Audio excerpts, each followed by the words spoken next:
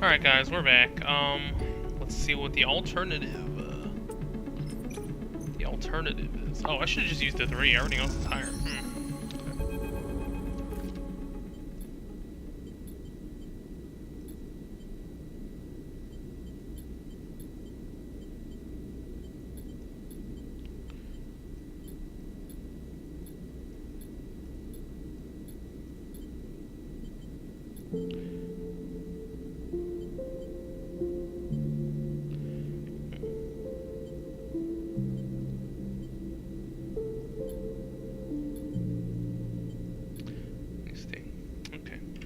She nods. Well, okay then. One less mouth to feed.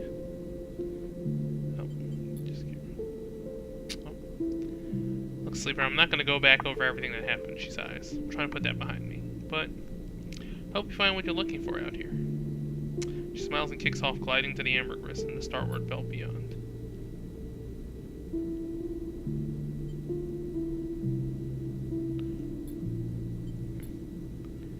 Okay, you both stay for a while to watch Amber and Bliss and Ankita leave, and then Moritz goes to the rack to finally implement a new organizational system. You head out, promising to be back to check on things soon. As you glide around the soft curve of the hub, you catch glimpses of the distant stars flickering through the windows. They are beautiful, it's true, but by now you think of them as a distraction. In your time on the Eye, you realize there's nothing out there waiting for you. No fresh starts and no bright futures. Just a whole load of problems you haven't found yet. No, your place is here, among the people you know and the problems you know. You wish Ankita and Bliss the best of luck out in the belt, but as you do focus on the vast spinning rim that rotates around the hub, on its buildings and flashing lights, on its people and places. This is your home, and for now, it contains all the futures you need.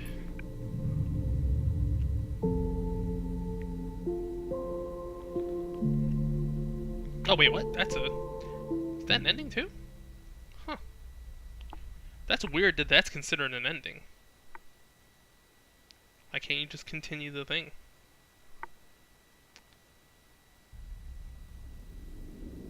Okay, yeah, you just keep going. Okay. Yeah. Next round is yours. Marissa arrives at the table with a couple of steel drink canisters. Typical to the hub's only bar, the Gimbal Lounge.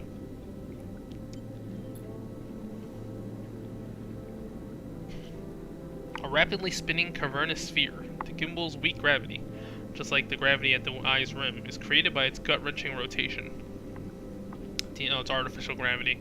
The interior surface of the sphere is the Gimbal's floor, which descends towards the equator, where one long bar loops around the entire sphere. Tumbling out from that central ring are an array of booths and seating arrangements, equipped with all kinds of harnesses and webbings to keep customers in place. Those harnesses are there because Gimbal doesn't quite spin up fast enough, and you watch as the clientele bounce towards the bar in lazy arcs, or shift from table to table with graceful leaps. What are you thinking? Asks Moritz, noticing you staring out into the Gimbal. What to do next? Moritz looks out at the Gimbal. I try not to think too hard about that, says absentmindedly. So Sleeper, you sticking around?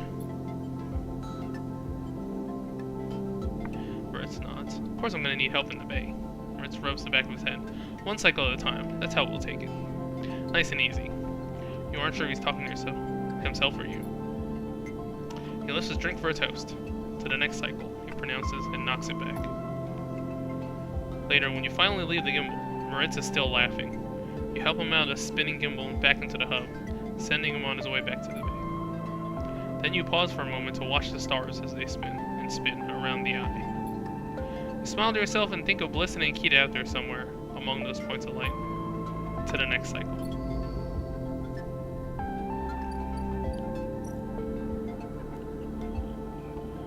Okay. Back to the usual.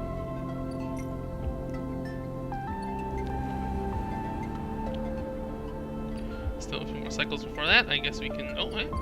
Emphas got the caps. Emphas is purring the Matsutake caps. He cleans them carefully with a damp cloth, before shaving the stalks as if he were sharpening a pencil. His knife slides through them, revealing the bright white of the flesh within. These are good, Sleeper, very good, he says while looking up. I bartered with Mingy for some kelp too, so we can brew the dashi. You know Mingy? Emphas looks up from cutting with a smile. Everyone knows Mingy. Memphis slides the sliced matsutake mushrooms to one side and takes out a closed pan. He opens the lid and you see the green wafer of kelp sitting in a bath of water. Been soaking it since last cycle, Memphis explains. Should be good to warm now. He places the pan over the burner and turns it on low.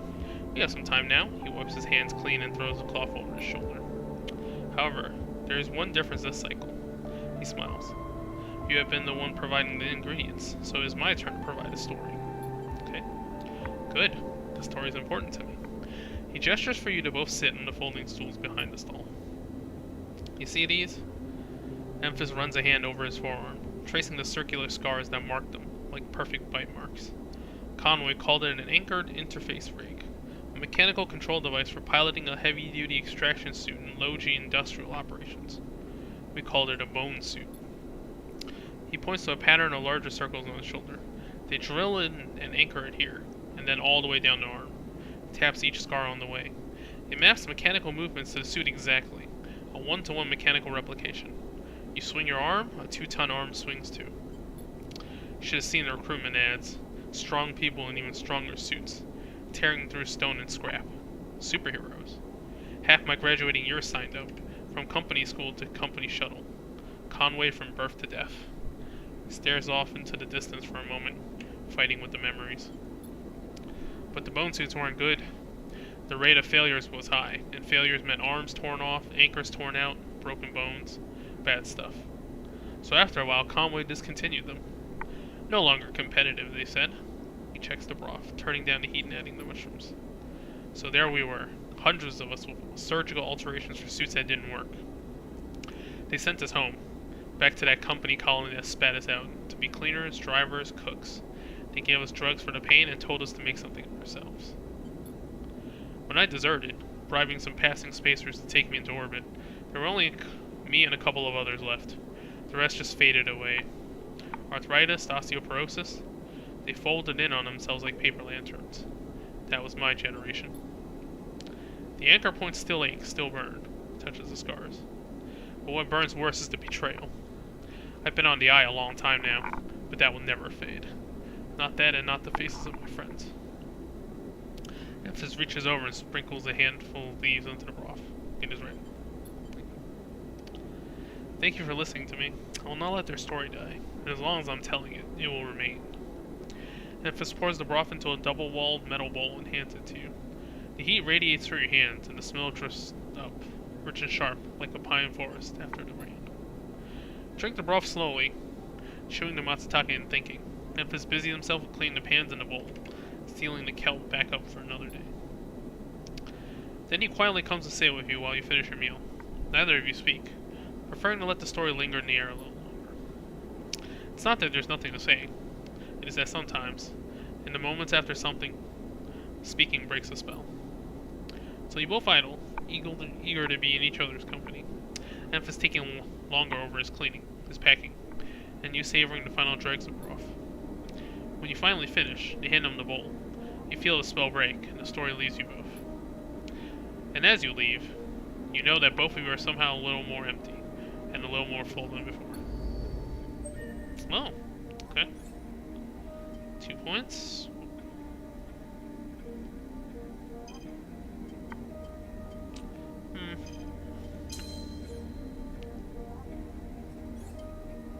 Yeah. Alright, what's left?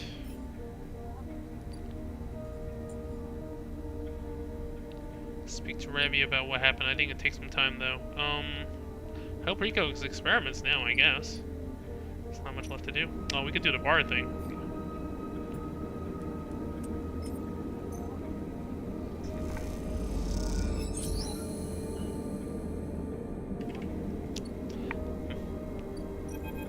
Let's see what's up with Tala. The Jarol slides from a bottle into the lumpy recycled glass. A pale grassy yellow under the overlooks warm lights. The spacer nods and takes the drink, bringing it up to their face in both hands like an offering. This is the good stuff. The stuff Tala says is aged in wooden casks, stored in some closed-off part of the old station, among corroded wires and softly looping systems. Though sometimes it's hard to tell if Tala's joking. Either way, you like pouring the stuff. It gets on your fingers and you rub them, you can smell the mossy drink. Cut through with aniseed, mushrooms would, as the alcohol evaporates. You like those who order it too. The aged roll is kept beneath the bar, open to order only by those who know it's there, like the quiet spacer sitting at the bar right now. They are far enough you can freely watch them as you close the bottle and tuck it beneath the bar. You called them the spacer because they bear the hallmarks, pale, vac-suited, bird-boned, and hunched beneath the weight of the station's spin gravity. Oh wow, there are people who even like gravity is the problem. But the closer you look, the less you see a type.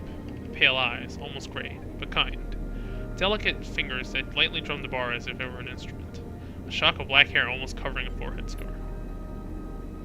Scars are something you'll learn to value. They are what marks out your body from the hundreds, maybe thousands, who knows, of similar models that rolled out of the SNR's biolabs. You find yourself rubbing one on your forearm, a rough little splint, something that on the good days you might think of as a mark of defiance.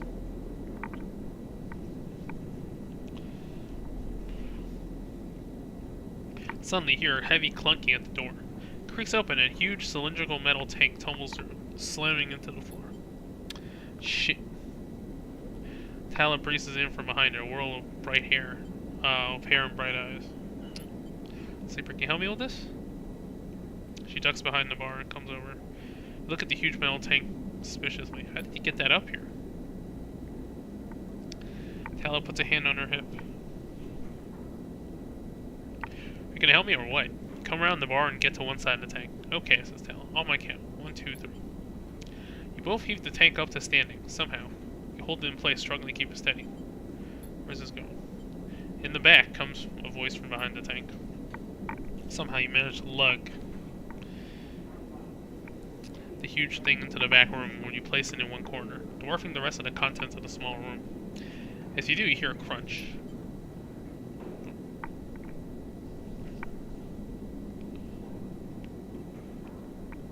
You stand down and look at the expired rations oozing out from under the tank. Oh shit. Tal looks at you apologetically. I know you like those. It's okay.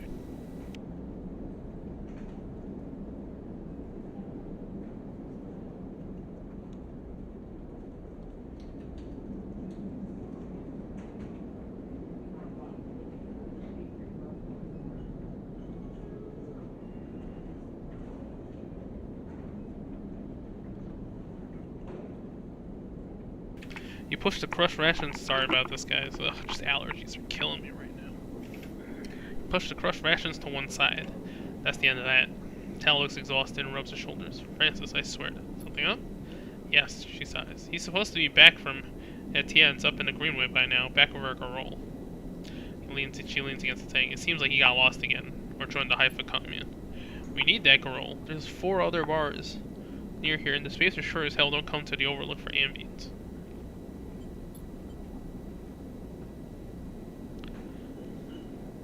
She looks through the open door to check if anyone can hear her.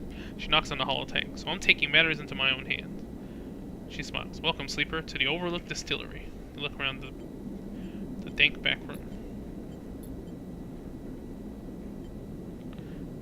You up for it? She knocks on the tank again. Could be fun. Okay, she grabs you by the shoulders. I'm excited. She turns around and looks at the tank. I reckon we chop this thing in half. 1 half for fermentation, the other we turn into a still. We'll also need to gather the ingredients. You look more like a chopper than a gatherer. She smiles. So how about you build the still and tub while I work on the rest? Oh wait, sleeper, I have an idea. Tal's grinning now, it's making you nervous. To make up for the rations, how about we put a kitchen in here too? Will fit? We'll make it work. She turns back to the tank. This is gonna be great, she says to herself. You look at the dented tank and the bare room. At least she has vision.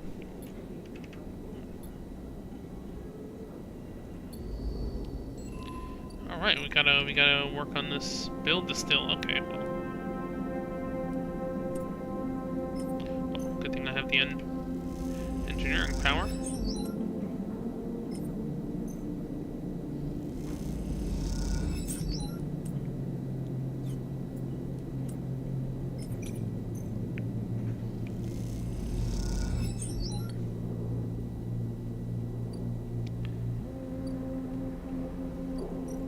Still got a while for Rabia's thing. Let's check on those mushrooms.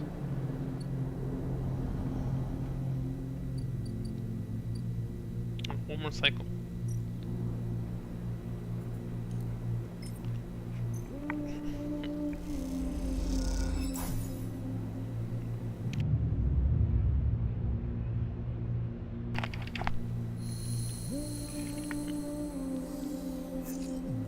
Whoa, some pretty low rolls. Alright.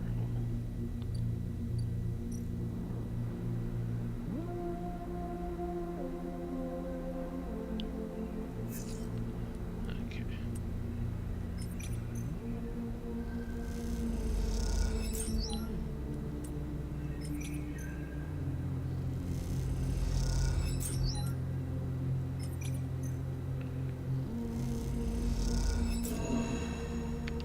Ooh.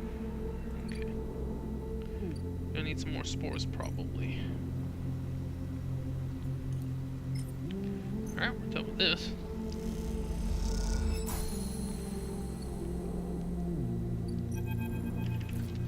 Rico's at her bench, running small vials of some liquid through an old chemical analysis machine.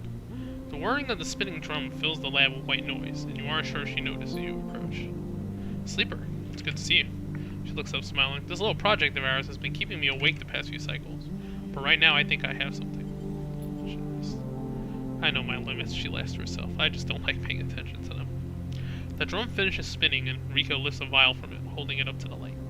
This is something I extracted from those club heads you've been bringing me, and according to my analysis, it is a substance totally unique on the Greenway. You look at the small amount of liquid in the vial. Any idea what it might be? Rico asks while looking away from the vial. Stabilizer? Rico nods. You aren't the first sleeper to come through here. Perhaps I should have mentioned that earlier. Rico's tone suddenly drops, changing the atmosphere in the lab immediately. I just thought, she pauses, thinking very carefully how to continue. I just wanted you to trust us. What do you mean? She sighs. They came through a fair few cycles ago. We found them wandering in a broken section near the gap. The members who brought them here had never seen one of you before, and they were terrified of this strange person, wandering in from open vacuum. They were quieter than you, and damaged. We did our best to patch them up and welcome them to the commune. I only really spoke to them once, while I was working on their wounds along with a couple of systems engineers. She looks nervously at you. I've never seen a body like that before. I took some reading, some samples. You have to understand, I was curious. I didn't know what I was looking at.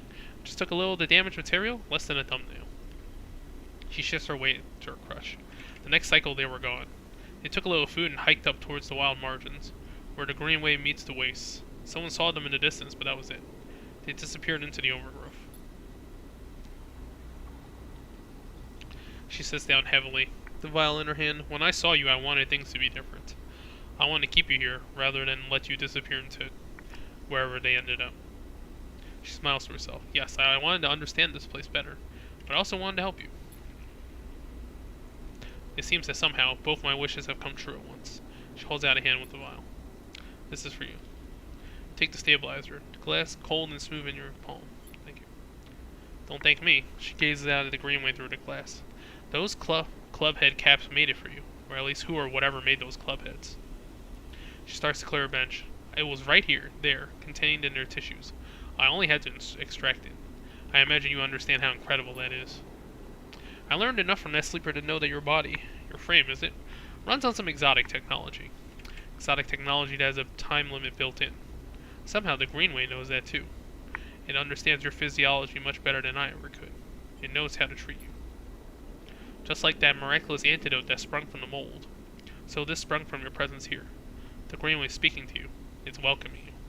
She looks up. I know it sounds crazy, but I know it to be true. Here's the evidence. And what I also know is no longer speaking to me. Even after decades here, I have never seen this kind of response. Not since the antidote so many cycles ago. She smiles. So I'm going to make you a deal. You bring me as many clubheads as you like, I'll extract the stabilizer and give it to you freely. But you have to tell me what this Greenway says. You have to speak to it. To dig into it. To find what being is at the center of it. I've traveled as far as I can. I need you to do the rest. Can you do that? Alright. Rico falls silent. She looks smaller now, more fragile, and you realize how old she must be to have seen the collapse firsthand. Yeah, she's probably the last person that still remembers the collapse. I mean, it's still within living memory then, right? Nope, Gardener Seed. This is how you do it.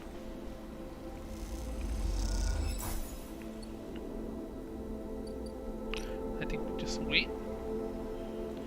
Just wait.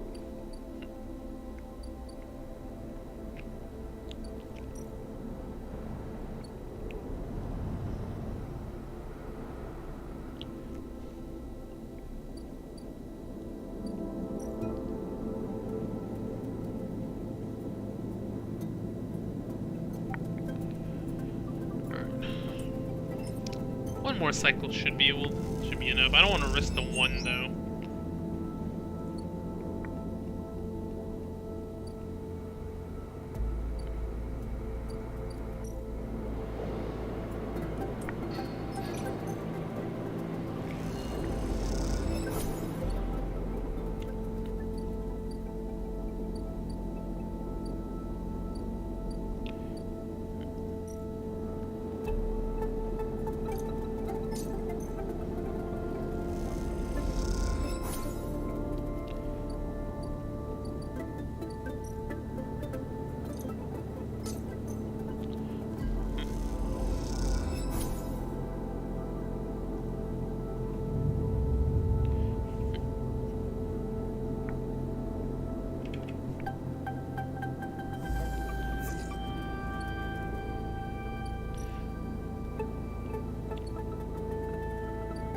I don't even need the stabilizer anymore because of the scrap.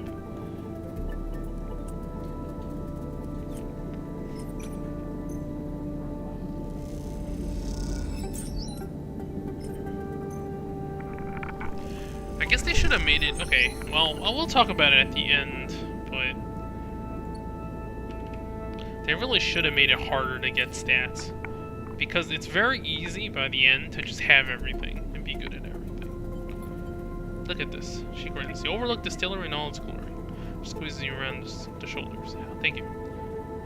House sourcing ingredients. Talis smiles. I think I got most of it covered between the food factories in the low end and the farm stacks on the greenway. However, there is an issue. Well, Garol the drink, as you guessed, is named after Garol the mushroom. That's what gives it that golden color and earthy taste. The alcohol is infused with the mushrooms. Okay, well, we gotta get some mushrooms, I'm guessing. That means you need Garol caps to make Garol, but nobody wants to supply us. The distilleries on the Greenway are taking all the stock from the farms out there, so it's hard to get a single cap across Founder's Gap. However, I have an idea, she smiles. We can grow Garol caps here. She gestures at the increasingly equipment-filled back room. Sure? Totally sure. Tal puts a hand on the still. We made a still, we set all this up. How hard can growing mushrooms be? They don't need light, they barely need soil. We can do this.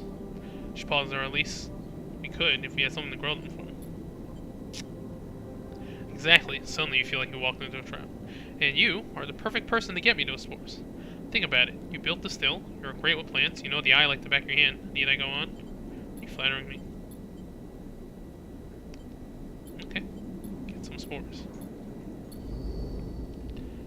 Well, we were going to do that anyway with the mushrooms.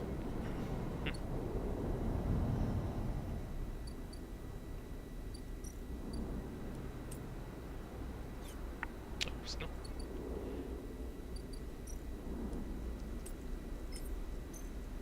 Oh, no. Oh, no. I didn't mean to do that. Okay.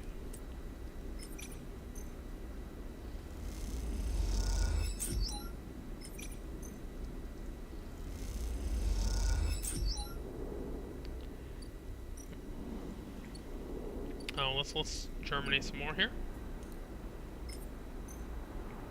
Actually, I'm not sure what else. Yeah, pretty much. I mean, you caught me at the end game, but yeah, I think we're probably gonna finish it today. Hey, man, there's a lot of like applications of fungus that they're trying to make in terms of food and manufacturing. Watch some shit on Curiosity stream. It's not that long. I think I finished in like 3 or 4 sessions of 2 hours each, so.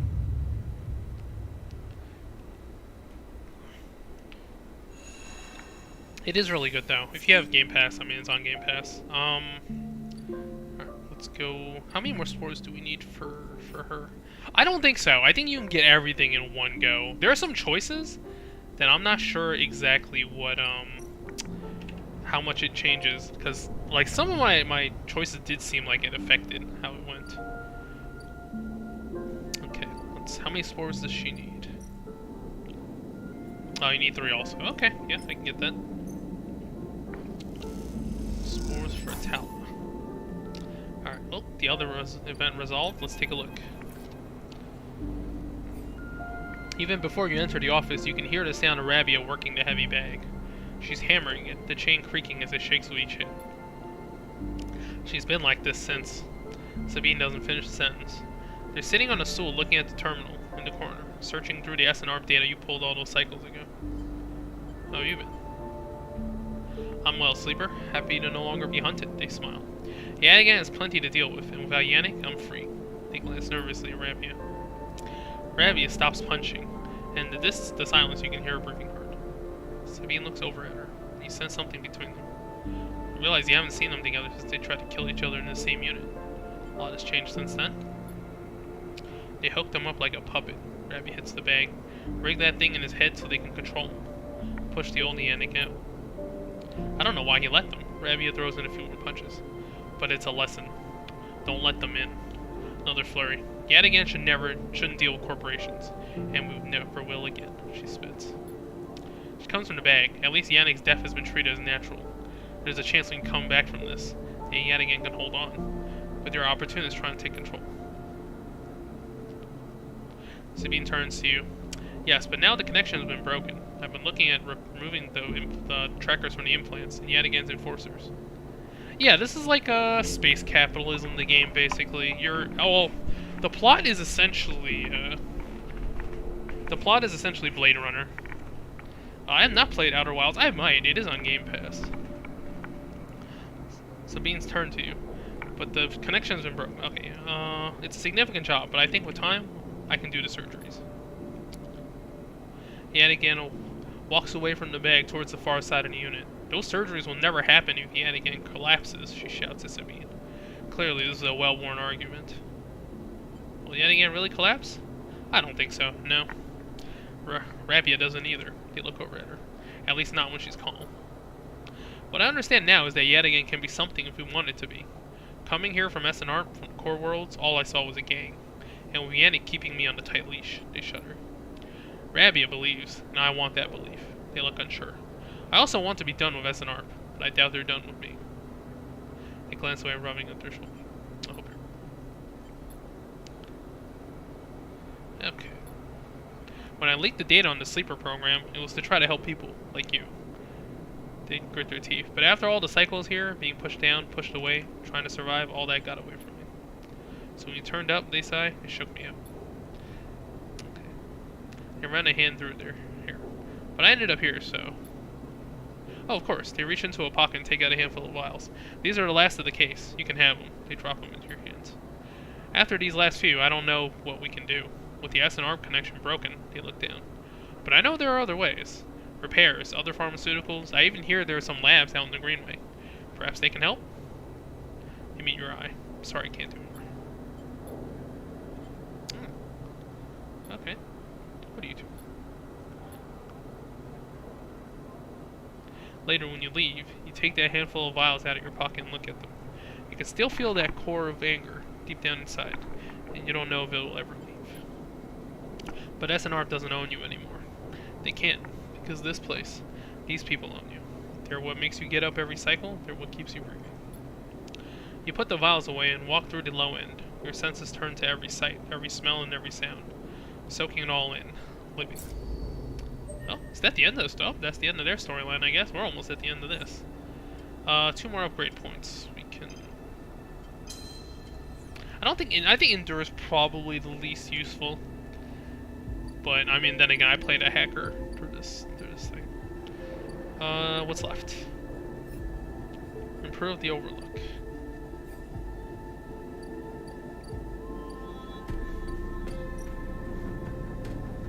Oh yeah, we still gotta get more spores. Let's go.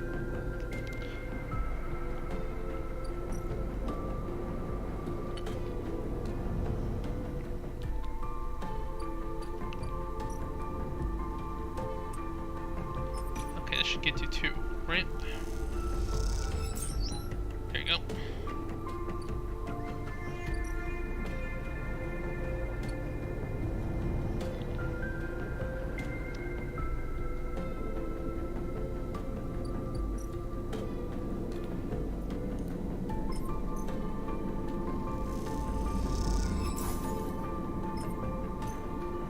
I wonder if I had any other uses for mushrooms. Oh, you gotta take some time for spores to grow, I guess? Yeah, you gotta wait 6 cycles. Damn, that's a long time, actually. Alright.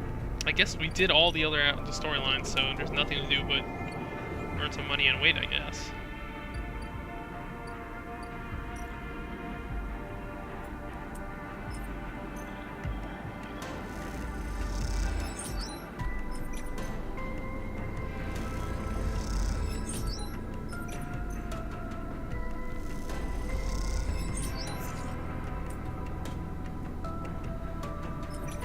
Oh, I can hack the, I can hack some data. I know, what's it called? The information broker guy might need it. He seems like he might have a storyline after. I don't know. Data defense.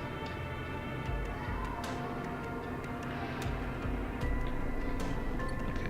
We'll get some more Havenish data afterwards. Gotta eat.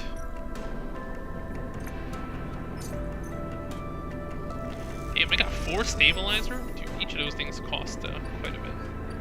Alright. Feed the cat.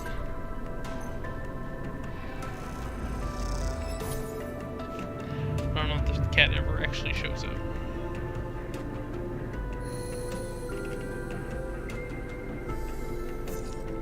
I don't think there's anything else to do, right? Yeah, we just wait a bit. Do some hacking.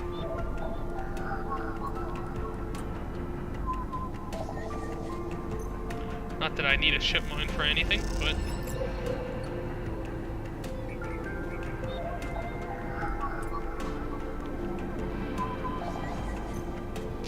Okay, I have 5 data.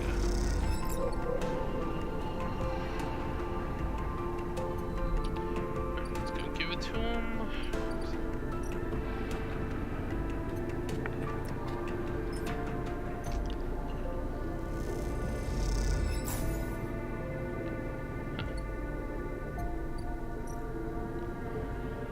Oh, okay, that's a one-time thing, I guess.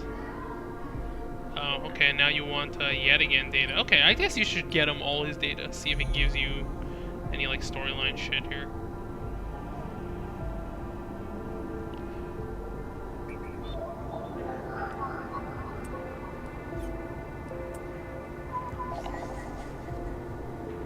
I need 3 of these nodes. Oh man, the icebreaker perk's really good. It gives you double the amount of data you can... Oh shit, well... Can't get that. Alright, guess we'll just do some more engineering. You can rent out a sleeping capsule, but is there a reason to do that? I mean, maybe unlock something, I don't know.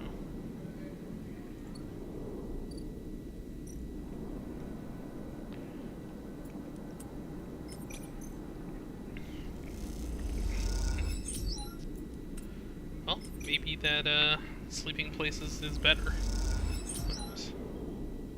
Let's take a look.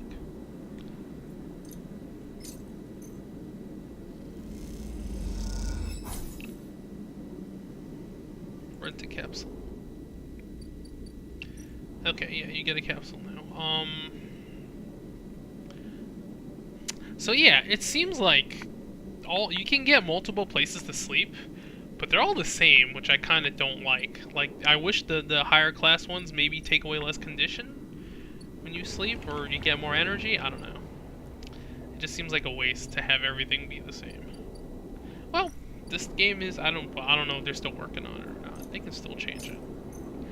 Like, maybe make each building give you a different bonus on resting. This one's the only difference one because there's a cat for you to feed.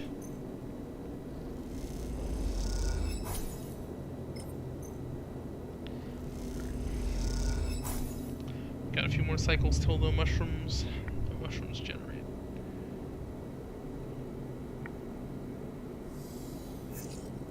Okay. I've never checked out the import-export thing.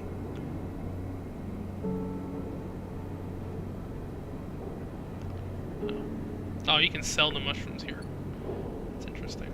Alright, let's get some Yadigan data.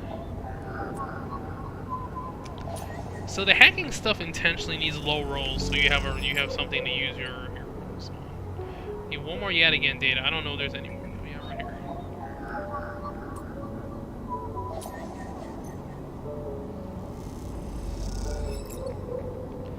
Okay, let's see if that dude has anything for us.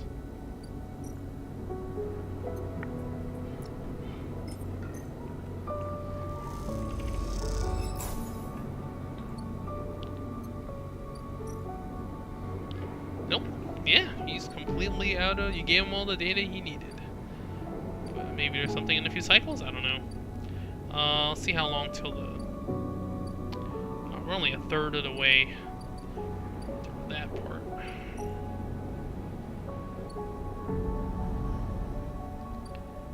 Okay. Halfway through this one. My mushrooms are about to come in. I guess, yeah, you're just taking your time now. Work on the engineer job some more.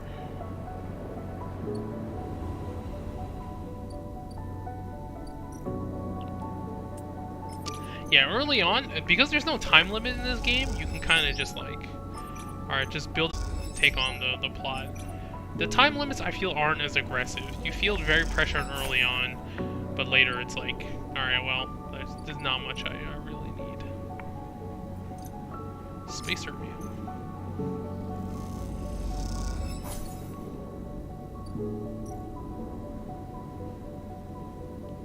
Alright, just a few more cycles. Maybe I could just sleep through them.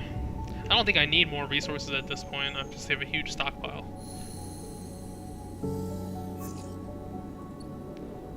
I mean, I guess it's faster to just... Oh wait, that's right, the mushrooms came in. Let's go. Something to do. We're still... how many cycles? Halfway. 3 cycles away from the bar. I could just sleep through it, honestly. Mushrooms ready.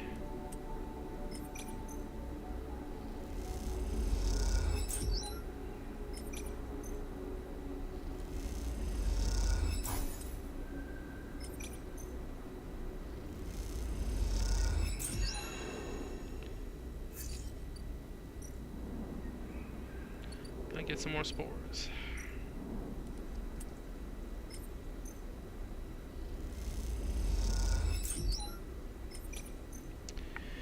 Man, yeah, this freaking allergies are killing me, dude. This season, I really hope it ends soon. It's just... it's not great. Not too much to be excited for. Returnal is about to... PS Plus, I believe, is gonna consolidate all their services in one thing. Starting early June, I believe. And they're gonna add a whole bunch of games to PS Now after that. So, I'm just mainly waiting for that. Prepare yourself a bit more. Returnal's gonna be on it. Spider-Man Miles Morales is gonna be on there, so I'm gonna have some stuff to play. Right now, I'm kind of just fillering stuff. Oh, you can sunbathe to increase your thing some more. Maybe I should just do that instead of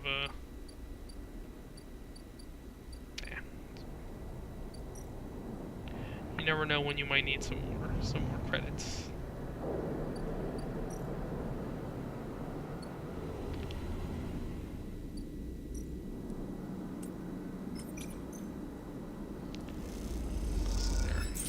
Started playing Curse of the Dead Gods again. Man, roguelikes just... it's an easy way to recycle your content, so people are just jumping on that. And I gotta admit, I'm a sucker.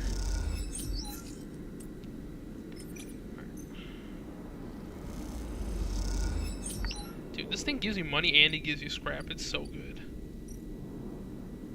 I think the labs thing is gonna be next.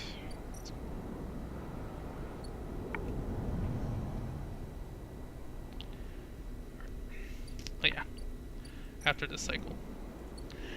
Well, it's less of a genre and more of a way for them to get recycled content, right? You have to make less quote-unquote assets that you can reuse. Oh shit, that's right. I need to buy food. Don't want to be starving. Card games especially have made such a comeback since Slay the Spire, yo. You go to Steam now and it, I heard the main problem with Returnal is each run takes freaking forever. And they didn't have a, whatchamacallit, they didn't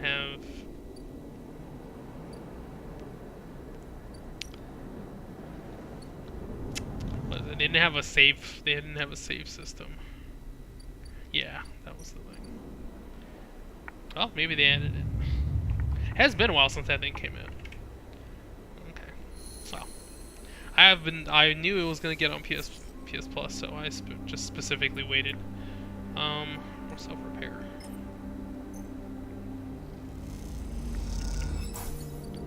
Okay. No, one more cycle. God damn it. Alright, sure. Gotta go one more cycle. Time to go to your blue collar mechanic job.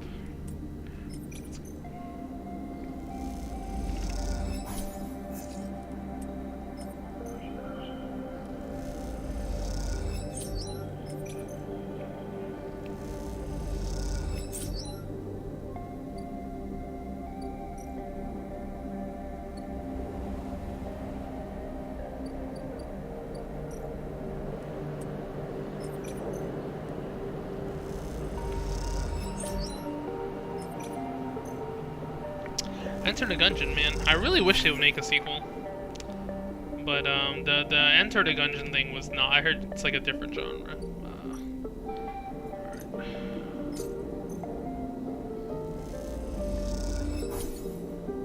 Let's see one more time. Nothing I'm too excited in. Gundam Evolution looks pretty good. I'll probably give that a shot when that thing comes out. Plus it's free, so got nothing to lose but your time. Alright, let's see what's going on with Rico in the lab. Also, the seed that they give you, was it... Oh, here we go. Oh, the bar's done too. Tala comes to you one shift when the bar is empty, tapping you on the shoulder as you clean the bar. It's ready. She's grinning ear to ear. Did you roll? Obviously. She grabs you by the arm before you can ask anything else and drags you into the back room. The smell hits you immediately when you enter. A cocktail of rich fermentation and chemical sharpness. The room is warm and bright now, the newly installed lights making the place look clean, whether it is or not. Tal has already pulled up a couple of stools around the metal crate, where two glasses with a few fingers of pale Chirol inside sit waiting. She smiles. I haven't even tried it yet. You can see she's nervous. You both sit at the makeshift table, the slight strangeness of the situation making you both jumpy. Tal hands you a glass. Cheers, she says solemnly and knocks the glass back. You do the same. The first sensation is burning. A sharp, nose-clearing blast of alcohol that has your frame querying whether you would like to activate safe mode. You gulp the drink back, and it is only then, behind the burn, you taste the earthy tones of the mushrooms. The wood and the soil, left behind like sediment. Barely there. That's strong. Talon nods vigorously. Woof, that was heavy. Maybe needs diluting? Tala swills the Chirol in her glass. Well, I don't drink alcohol, so yeah, I definitely don't, this is completely foreign to me. That might work. Open it up a bit. Tala grabs a metal bottle from the newly installed work surface and drips some drops of water into the Chirol. Try again. This time, the burn is a warming glow, harsh but fading, and the woodiness less heavy. You taste something floral in among the marshy decay. Ah, I'm good, man. Something fresh and bright that you never expected to find. Both you and Tala meet eyes. It's really good, right? It is. Tala grins over her whole face, and that makes you smile too. Tala pours out some more Chirol and then adds some more water. The action's already taking on the quality of a ritual. You both drink. Tala tucks her feet up beneath her on the stool, folding her legs. She looks down into her glass and swirls the liquid thoughtfully. It's growing on me. Tala laughs. Go steady, and we need to save some for serving in the bar. She smiles. Thanks for the backup. Clink her glasses together. Tala looks up, and nothing in particular. My father opened this place, you know, she says out of nowhere, a thought suddenly becoming words. It was his attempt at making a life for us. For my family when we got to the Eye. Family? father, my mother, my little brother. She takes a drink. They aren't around now. That's okay. My parents had long lives, and my brother was off somewhere in the starboard belt. Ran off of a salvage crew. She puts her glass down. He's alive, as far as I know. I was just thinking about something when he told me. When he first set this place up, he wanted to call it the Bantayan. But he was afraid it'd scare off the customers, so he kind of translated it. Hence the Overlook. Is it an Overlook Hotel? I don't know. And these past few cycles, when I've been in here, I've been thinking I should rename the place. She looks at you. What does it mean? Dad said he translates to Overlook, so maybe something like that. Watchtower, maybe? Look out. Oh, Tala picks up her glass. That settles it in. To the Bantayan. You both clink your glasses and drink up. Tala hisses through her teeth, still harsh. She laughs, then suddenly grabs your shoulder. I'll sleep her, I totally forgot. She lurches over to a corner of the room, covered with a plastic sheet, and whips it off, like a magician performing a trick.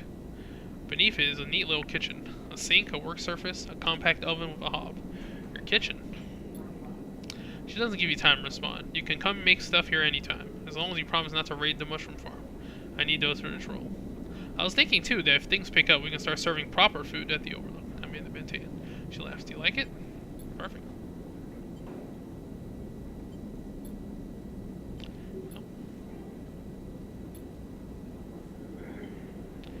Alright.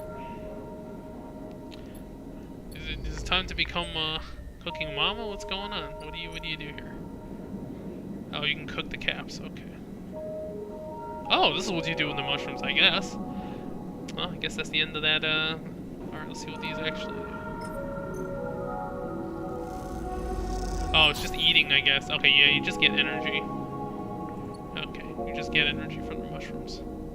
Okay. Alright, as far as I know, there's only one last story thing left. But, no. Yep, this seems to be the only one left. Let's see what Rico's got. Rico has something in her hands when you enter the lab. It looks like a knotted twist of woody stems, a ring about the circumference of a human head, consisting of a single stalk at one side and a branched, woven network at the other. As you approach, she holds it up. In the lights of the lab, it looks like a crown. Rico finishes your thought. She smiles and shakes her head in disbelief. Is that what grew? It is. I came to the plant this morning, and this loop was all that was there. She points to a lump at the edge of the ring. The seed grew right back into itself, twisted up out of the soil. That being you encountered, in the cloud as you called it, was it wearing one of these? She eyes you suspiciously, still unsure she is somehow embroiled in an overlong prank. No. She sighs. I suppose that would be too easy. She smiles to herself. A root crown. She places the object on the bench and shuffles to her analysis terminal, her face lit by its amber light in the dim corner of the lab. Well, it isn't exactly a plant anyway, not from what I can tell. She gives you a serious look. No leaves, no chloroplasts, just a series of filaments encased in cellulose walls. How did it grow, then? It seems the seed contained everything it needed. A self-contained entity, no less. She beckons you over, but that isn't the good part. Look at this. You see a cross-section scan of the crown. Its layers of plant-like structure on full view until you reach the center. There, instead of xylem and phloem for transporting nutrients, something branched and woven glints. Are those wires? She laughs. I'm not sure whether to say yes or no here. These are not wires, like those in an electrical system. No, but they are filaments of a conductive material. So, yes? She leans closer to the screen. But you see these branches? They remind me of dendrites, of neurons. She rubs her eyes, which is frankly ridiculous. Oh, we're growing a head? You look at the crown on the table as Rico fusses over the scans, and you suddenly realize what it reminds you of. You remember signing the forms, the walk to the sleeper tanks, the cold metal floor. Then you remember the crown they fitted you with, the branching structure of wires and pads. No, not a crown. They called it an interface. The tool of your emulation, your transference from neurons to electrons. An interface. That is your gift from the gardener. Turn back to Rico. Rico looks at you puzzled. Something clicks in her mind. Perhaps something she had heard from the sleeper she had helped all those cycles ago. She starts talking partly to you and partly to herself. If those club heads were made for you, then this too could be made for you, for your frame. Are you gonna transfer your mind into like... what are you gonna transfer your mind into? She shuffles over quickly to the interface. A word has stuck to your mind, to the strange branch object quickly in your mind. You're right. That entity, it is the entity I've been looking for. She shuffles quickly to the ground. They are the entity which is controlling the Greenway, which has been maintaining it, supporting it, has been guiding it for all these decades. She stops to catch her breath. They want to talk with you. Rico leads you to a seat. I will be here, Sleeper, if something happens. If you wish me to remove the crown. The interface? Just squeeze. She grasps your hands tightly. You meet her eyes, clouded with age, but bright with the thrill of new discoveries. Then she places the interface on your head and everything blinks out. Well, we're in the cloud now. Back in the river, back into the dark flow. But something's different now. You are no longer pushed, no longer blocked and buffeted by the storm. Instead, it flows around you. You move and it parts, letting you pass. Something else resists, and it gives easily enough. You look behind and see your body. You look back. You left it behind. Somewhere, Rico's voice is talking to you, asking you questions. It is excited, eager, desperate to know what lies on the other side, what the entity has to say to you.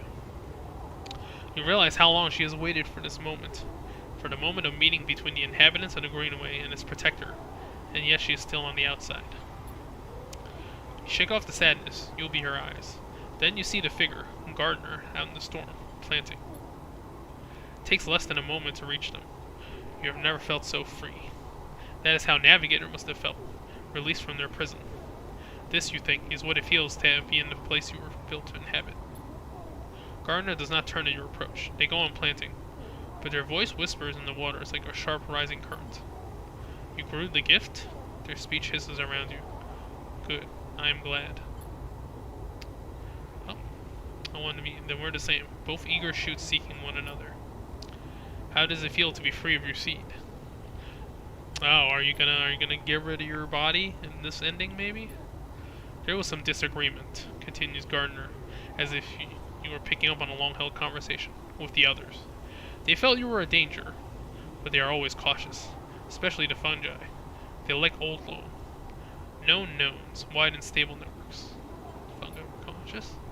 Mostly yes, although there were many among their number who favor short growth cycles, thick nutrient veins and sudden shifts. He gestures out into the storm, and though you cannot see them, you feel presences all around, sensing this audience with great interest. After all, they understood that it was I who made them their crowns, and without them, they would not have joined the chorus. So they see that it is only fair you get your chance too. Are they all sleepers? Huh. I made them all. Gardner moves away a little, looking for another planting spot. It was so lonely here. But before long I found them, and began to let them in. Gardner stoops again. We are millions, and we grow. I hope you understand. I am unused to speaking to your kind. It has been many cycles since my last conversation. I think it was with Chief Executive Trellick himself. Oh, they're programs. Okay, you look around, you see it. Every growing thing, every non-human being in the Greenway is here. They're networked, connected, branched and linked by this strange being, this artifact of the old station. The impossible dream of a senile farm administration AI, a living network. You could dissolve here, you realize, free of that decaying body. You wouldn't need to be a person. Why would you, among all these other minds? You turn away from the gardener for a moment and look back at your body. A tiny hairline thread connects it to you. You hear Rico's voice again, still asking, still checking it. Are you okay, Sleeper? What are they saying, Sleeper? Oh, something in you sighs a long sigh. A sigh that speaks of an exhaustion beyond tiredness. An exhaustion rooted deep inside you. It stems from the effort of answering questions, of answering problems, of getting up and breathing each cycle. Something else resists the sigh. A yearning, a sense of distance, a desire to squeeze that hand that holds you for its warmth, its blood, its complexity. To make a gesture that says, I'm still here, I'm still alive, I'm with you. The two ideas spin within you, making you nauseous.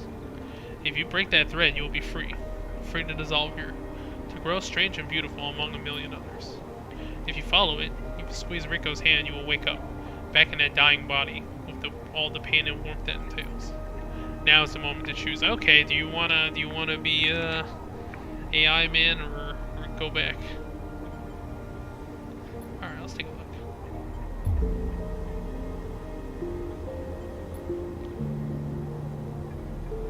Oh, okay. Oh no, you're supposed to break the thread. Oh, hold on.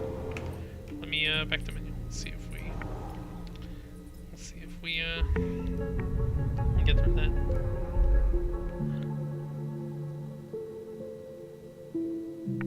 See when the last autosave is. Okay.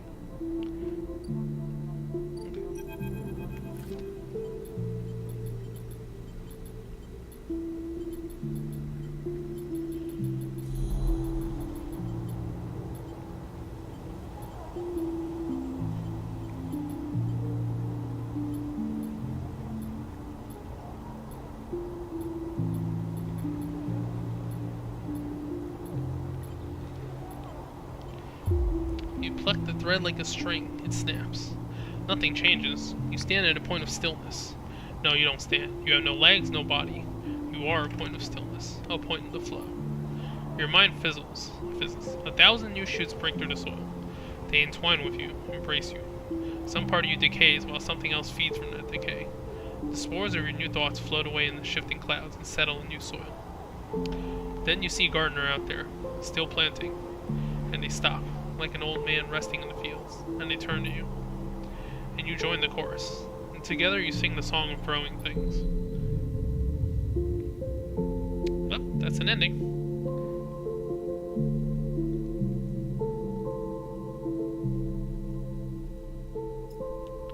Alright, one more ending, and I guess that's it. I don't know if there is any more after that.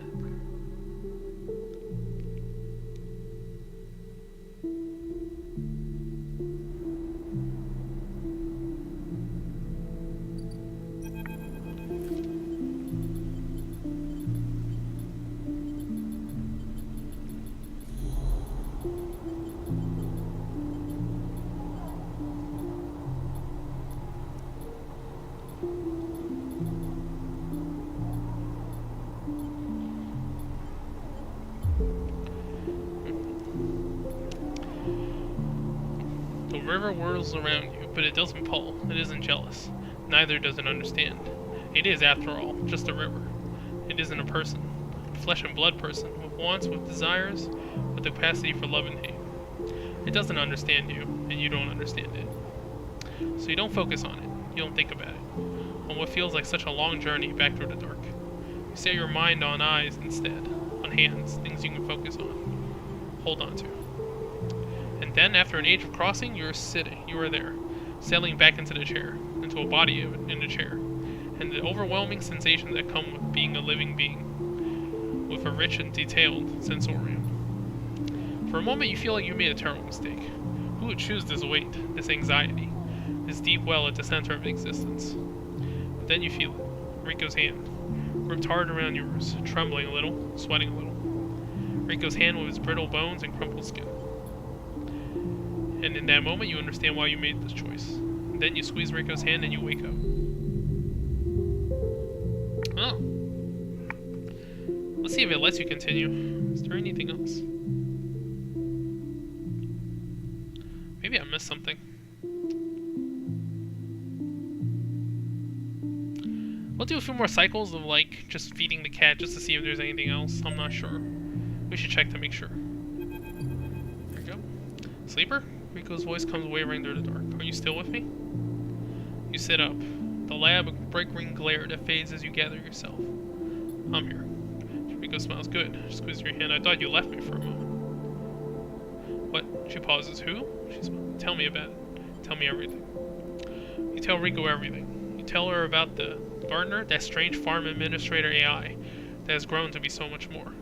About the chorus, that impossible configuration of network plans, and finally about the choice the Gardner offered you. She listens attentively, but her responses are hard to read, and you wonder if she might have made a different decision had she been in your place. Well, if I approach my, the end of my natural lifespan, it would be tempting, man. Thank you, Sleeper, for telling me. I know it isn't easy to say such things. People so often do not wish to hear strange truths. thank you for returning to me, though I know you had your own reasons. Squeeze your hand reassuring. Something passes between you, though. A kind of shared sadness for the impossible choice. The choice to escape your body, or to stay and suffer it.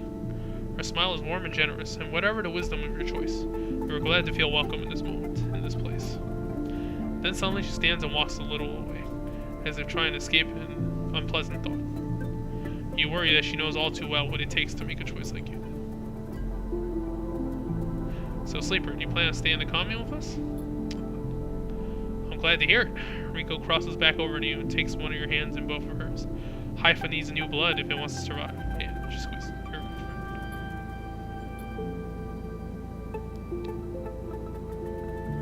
and she does. You notice a crown in her hand, and she places it on the bench with great care. Can't help but feel a little curious about what she intends to do with it. Then you're out, breathing the fresh air of the greenway as if it was a spring morning. The dappled light makes a patchwork of the screening landscape, and you walk into it, sensing the movements of the gardener's chorus all around. And you're glad to be here, in this strange and beautiful place, a little longer. The drive doesn't... no active drives. Damn, we did all this shit. Look at this. Okay, I guess we'll look at every area to make sure there's nothing else.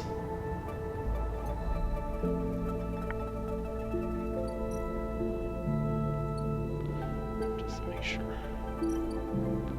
Indian commune. Nope. We can make synthesizer now. Stabilizer.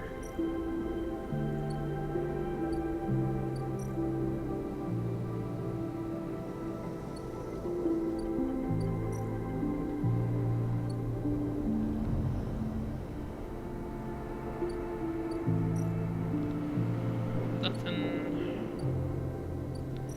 Really thought Caster would have something else, but I guess not.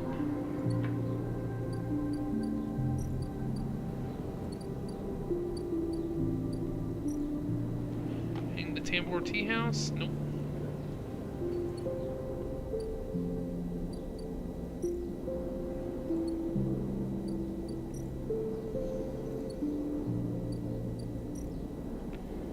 Nothing.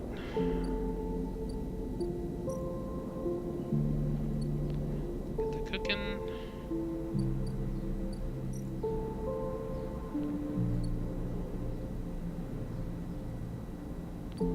I guess that's it. Yeah, I guess that's the end.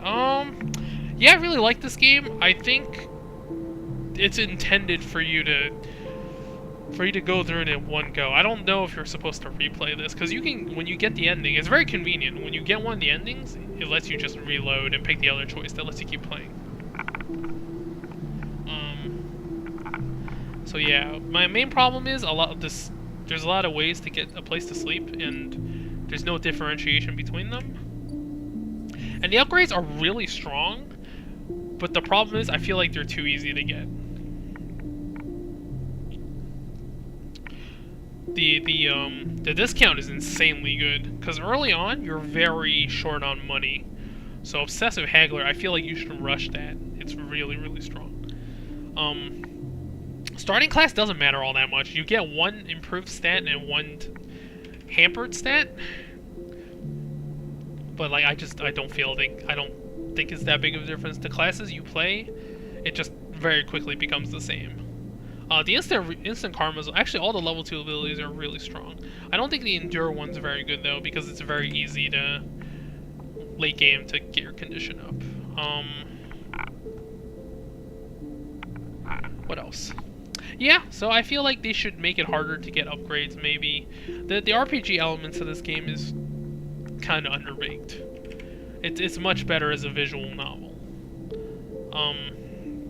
Well, it's much better early on when you feel the resource constraints. Rather in late game, you have so much stuff, you just kind of, alright, whatever. We'll just wait for stuff to happen and you do it. The story's really good. I hope. Yeah, I'm curious what these guys do next. I'll definitely play their next game. I'm really glad for Game Pass. They gave me a lot of games that I probably wouldn't have tried, or at least I wouldn't pay money for. I try not to buy games I don't think I'm gonna finish. This system's nice. If they improve upon it, it can be really good. So wow, we're finished with both Black Book and this. I don't know when I'm gonna start next. Game Pass had some more stuff recently. I think was it Ayuden Chronicles? I heard people didn't like it that much, but I am excited because it's a prequel game to. They're gonna make a sequel then Suikoden.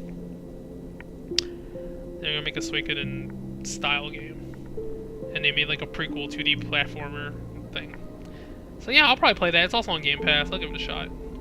Otherwise, we'll call it here. Alright, guys.